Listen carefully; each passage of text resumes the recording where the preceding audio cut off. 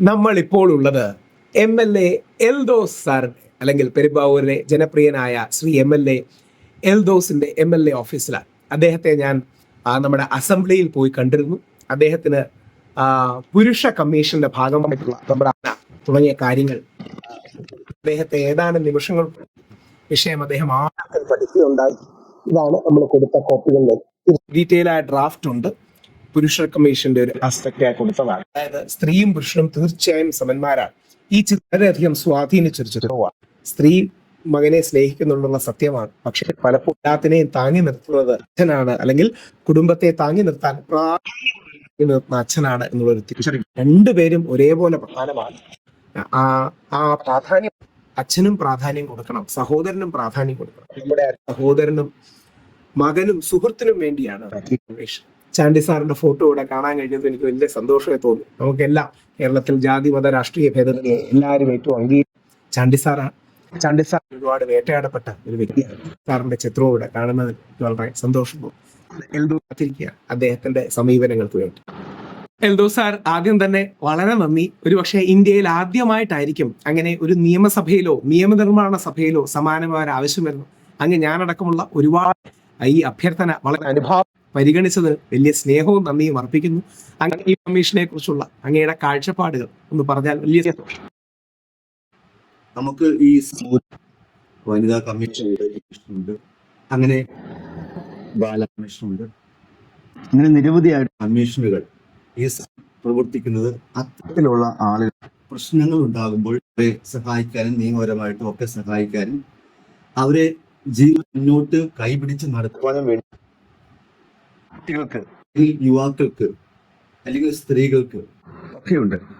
യുവാവല്ലാത്തൊരവസ്ഥയിൽ ഒരുപക്ഷെ പുരുഷന്മാർക്ക് നേരിടുന്ന നിരവധി ഉണ്ട്. ആ പ്രശ്നങ്ങളിൽ പല ആളുകളും തെറ്റിദ്ധരിക്കപ്പെട്ട പത്രമാധ്യമങ്ങളുടെ മോശമാക്കപ്പെടുകയും അയാളുടെ ജീവനും ജീവിതത്തിനും കുടുംബത്തിനും ഭീഷണിയായി വരുന്ന ഒത്തിരി കാര്യങ്ങളുണ്ട്. ഒരു വ്യക്തി എടുക്കുന്ന തെറ്റായ നിയമത്തിന്റെ ആനുകൂല്യങ്ങളുണ്ട്, തെറ്റായ വകുപ്പുകൾ, വ്യാജ ബലാത്സംഗ കേസുകൾ, വ്യാജ കൊലപാതകത്തിന് വെച്ചു എന്ന് പറയുക, അങ്ങനെ എങ്ങനെയെല്ലാം ഒരാളെ സമൂഹത്തിൽ തേജോവധം ചെയ്യും, അങ്ങനെയെല്ലാം ചെയ്യുന്ന ചില കുറ്റകൃത്യം നമ്മുടെ എല്ലാവരും ശ്രദ്ധയിൽപ്പെട്ടിട്ടുണ്ട്. അത്തരം സന്ദർഭങ്ങളിൽ ഒരു സ്ത്രീ കൊടുക്കുന്ന പരാതി അത് കള്ളമാണെങ്കിൽ അവരുടെ മൊഴി രേഖപ്പെടുത്തി കേസെടുത്ത് ഈ പറയുന്ന കുറ്റം ചെയ്യാത്ത വ്യക്തിയാണെങ്കിൽ പോലും ജയിലിൽ പോകുന്ന അവരുടെ കുടുംബം ഈ സമൂഹത്തിലുണ്ട്. ഇത്തരം സംഭവങ്ങൾ സ്ത്രീകൾക്ക് തന്നെ, സ്ത്രീകൾ തന്നെ അത്തരം പരാതികൾ വ്യാജമാണെന്നും അത്തരം പരാതി പറയുന്ന സ്ത്രീകളെ ശക്തമായ നടപടി എടുക്കണം സ്ത്രീ സമൂഹം തന്നെ വാദിക്കുന്നുണ്ട്. പക്ഷേ പലപ്പോഴും അത്തരക്കാരുടെ ഈ വ്യാജ പരാതി പറയുന്ന വ്യക്തികൾക്ക് ആരെക്കുറിച്ചാണോ പരാതി പറയുന്നത് ഉള്ള പരിഗണനയും അവകാശങ്ങളും വിധിയും നിഷേധിക്കുകയാണ്.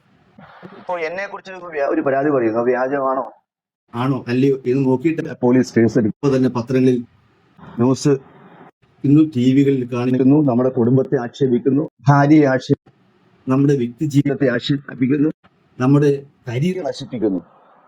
യഥാർത്ഥത്തിൽ ചെയ്യേണ്ടതെന്നാണ്.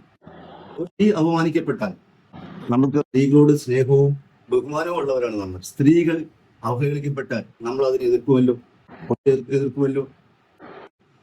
സ്ത്രീകൾ അപമാനിക്കുന്നത് പോലെ തന്നെയാണ് പുരുഷന്മാരും അപമാനിക്കപ്പെടുന്നത്.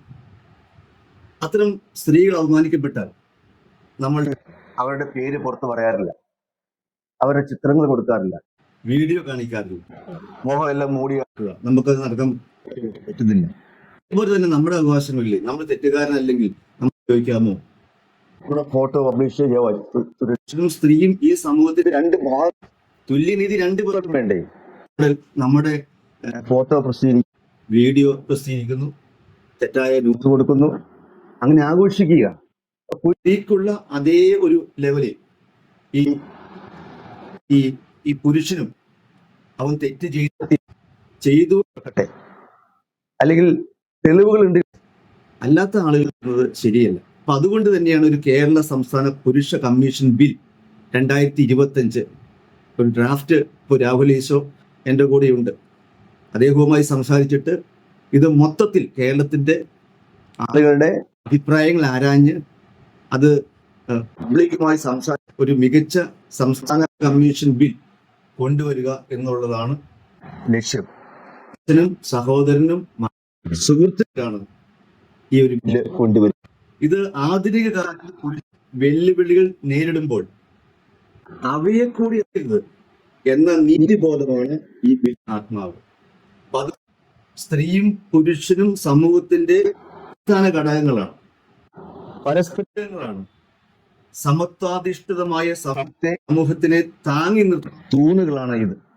ഇത്തരം ഒരു ബില്ല് കൊണ്ട്, ഈ പ്രൈവറ്റ് ബില്ല് കൊണ്ട് ഉദ്ദേശിക്കുന്നത് ഈ ഇത്തരത്തിലുള്ള ദർശനങ്ങൾ ഉയർത്തിപ്പിടിച്ചുകൊണ്ട് സമൂഹ സന്ദേശം നൽകുക എന്നുള്ളതാണ് ലക്ഷ്യം. നമുക്കറിയാം, നമ്മുടെ രാജ്യത്ത് തന്നെ പല ബലാത്സംഗ കേസുകളും അതിൽ 50% ഫേക്കാണെന്ന് തന്നെ കണ്ടെത്താൻ കഴിഞ്ഞിട്ടുണ്ട്. പല കേസുകളിലും ഇത്തരം നീതിബോധമില്ലാതെ കൊടുക്കും. നമുക്ക് ഒത്തിരി നിയമങ്ങളുണ്ട്. ആ നിയമങ്ങൾ തെറ്റിദ്ധരിച്ച് വ്യാജമായി ചമച്ച് ചട്ടകളുണ്ട് കൊടുക്കുന്ന രീതിയിലേക്ക് ഉണ്ടാകുന്ന ഒരു പ്രവണത അവസാനിപ്പിക്കണം. അപ്പൊ അങ്ങനെ നമുക്ക് എന്ത് പറ്റും? ഒരു വനിതാ കമ്മീഷൻ, പുരുഷ കമ്മീഷൻ ഉണ്ട്, വ്യാജമില്ല, അവിടെ നമുക്ക് പെട്ടെന്ന് ചെല്ലാൻ, അങ്ങനെ അവരുമായിട്ട് സംസാരിക്കാൻ പറ്റും. നമുക്ക് വേണ്ടി ആളുണ്ടാവും. ഈ പുരുഷ കമ്മീഷനിൽ സ്ത്രീകൾ, അതായത് പുരുഷന്മാർ മാത്രമുള്ള ഒരു ഇതില് സ്ത്രീകൾ വേണം. പലപ്പോഴും പല പ്രശ്നങ്ങൾ ഉണ്ടാകുമ്പോൾ പുരുഷന്മാർ കേസിന് പോകുന്നില്ല. സമൂഹത്തിന്റെ വിലയും കളയരുത്, ന്യൂസുകൾ വരരുത് എന്ന് നമ്മളെല്ലാം ദുഃഖം മാറി നിൽക്കുകയാണ്. പുരുഷന് ഒരു മനസ്സുണ്ട്, കരയുന്നുണ്ടെങ്കിലും ഉള്ളിന്റെ ഉള്ളിൽ അവൻ കരയുന്നുണ്ട്. അവന്റെ ദുഃഖങ്ങളിൽ അവൻ മാറിയിരുന്ന് കരയുന്നുണ്ട്. അത് ഏറ്റവും കൂടുതൽ കാണുന്നവരും അറിയുന്നവരും സ്ത്രീകൾ തന്നെയാണ്. തീർച്ചയായും കാലഘട്ടത്തിൽ വന്ന വ്യാജപരിപാടികളുടെ അടിസ്ഥാനത്തിൽ ഇത്തരം ഒരു കമ്മീഷൻ വരേണ്ടത് ആവശ്യമാണ്. അതുകൊണ്ട് ഞാൻ അവിടെ തന്നെ ഡ്രാഫ്റ്റ് ആയിട്ടുണ്ട്. ഇത് നിയമസഭയിൽ ഞാൻ അവസരം കിട്ടുമ്പോൾ അവതരിപ്പിക്കുകയും ചെയ്യും. Thank you sir. Thank you.